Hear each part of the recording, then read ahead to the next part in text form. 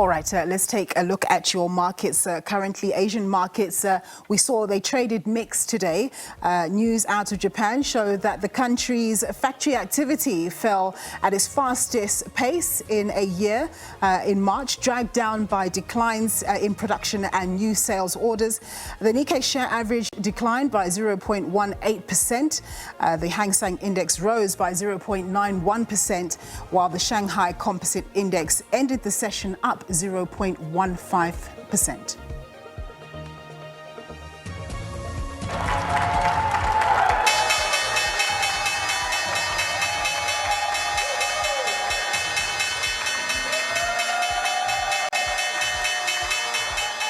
US markets ended the session in positive territory, although not substantially so. Markets are said to have picked up on Trump's comments suggesting flexibility on trade tariffs, but the situation remains volatile and US counters have lost a lot of value over the past month as investors have tried to weigh up the policy environment and its implications. The Dow Jones Industrial Average ended up 0.08%. The S&P 500 rose by the same margin, while the tech-heavy Nasdaq closed up 0.52%.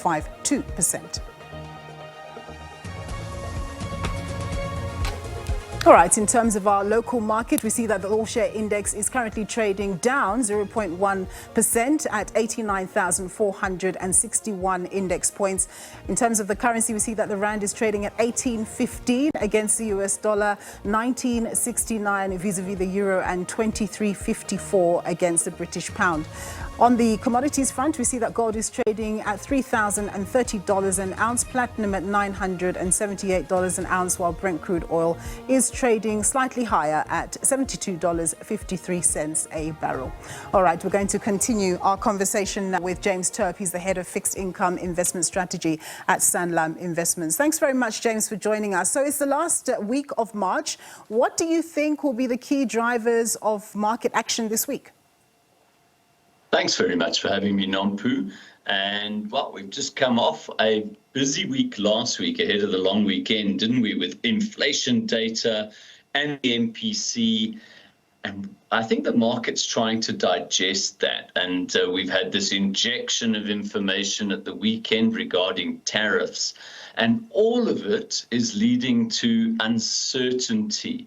If you go through the MPC statement, for instance, last week, the amount of references to volatility and uncertainty and risk at the moment in the market is leading, I think, this sort of behavior. It's this wait and see, headline risk driven markets at the moment, and no one really knows where it ends. So looking ahead, not a great deal of data out this week. We've got some more inflation data in South Africa in the form of purchasing price inflation, or producer price inflation rather. But otherwise, it's going to be a little light on the data front, and probably a market that just sits and tries to digest what's going on in anticipation of the first week of April, where we've got to look forward to some sort of news on tariffs, and maybe we'll get some news on our budget as well. Indeed. So what is the situation with South African bonds? Because people have been observing that the rand has been quite resilient, given all the issues that you've outlined. It's been resilient, but of course, part of that, it's a factor of what's happening with our bond market. So perhaps you can just unpack that for us as well. It's a good point. So the rand's been remarkably strong. Of course, it's a story that wasn't how the year started. The year we were anticipating collectively, I think, the world a stronger dollar, and that's done an about turn, and we've got this weaker dollar. We've also got stronger precious metals, which is helping support the rand as well. And the rand, as you say, remarkably strong. When you've got supportive local currency, it makes local currency assets more appealing, because you get that double benefit of a stronger currency if you're a foreign investor, as well as if you find value in that specific asset, and the one in question being bonds. And we know our bonds have got really high yields, a really steep curve relative to other emerging markets. And we know that South Africa was fantastic last year, so there will be some residual positioning. But looking around the world at the moment, there are other emerging market pressures developing. You can look at Turkey and see what's happening there in their own political system, their own high inflation, high interest rates. They've also put restrictions on short selling of equities in Turkey. You've got the South American markets that were looking really strong a year or so ago that are now falling out of favor too by global emerging market investors. So perhaps the flag is up still for holding and supporting positions in South African bond. Not the case this morning. We've seen weaker bonds at the moment, coming off the back of probably a stable market after the MPC. What we do know this week is we've got a government bond weekly auction that is delivering the longest maturity bonds. And so what we're seeing is some curve adjustment. That's the yield curve, and the longer end of the yield curve coming under a little bit of a pressure in anticipation of those longer bonds that'll come to auction tomorrow.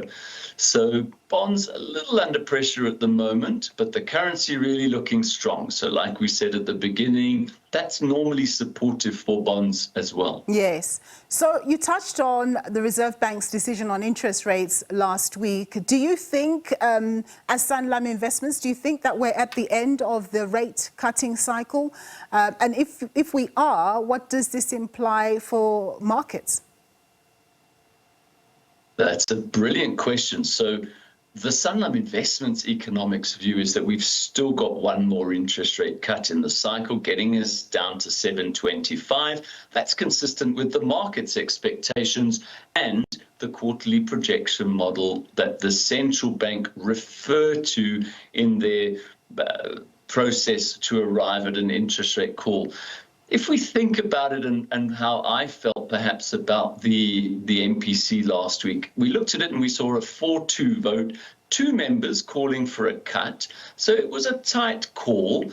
And if you look, other than the references to uncertainty, volatility, the numbers lined up to allow for an interest rate cut. There would be actually, if we were just looking at domestic factors, there was enough in that MPC for us to cut rates. And I think that leaves us thinking that, yes, there should be one more cut if things remain fairly stable.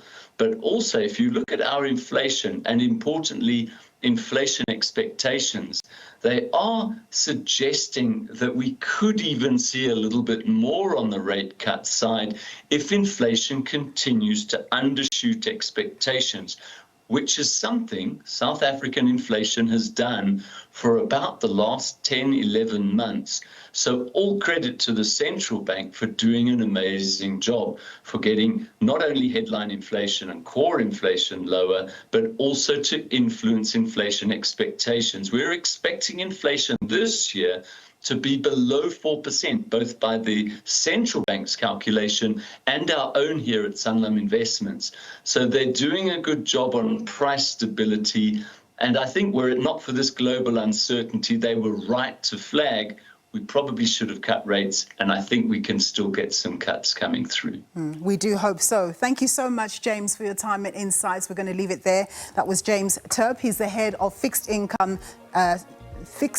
investment strategy at Sanlam Investments. We're going to take a quick break.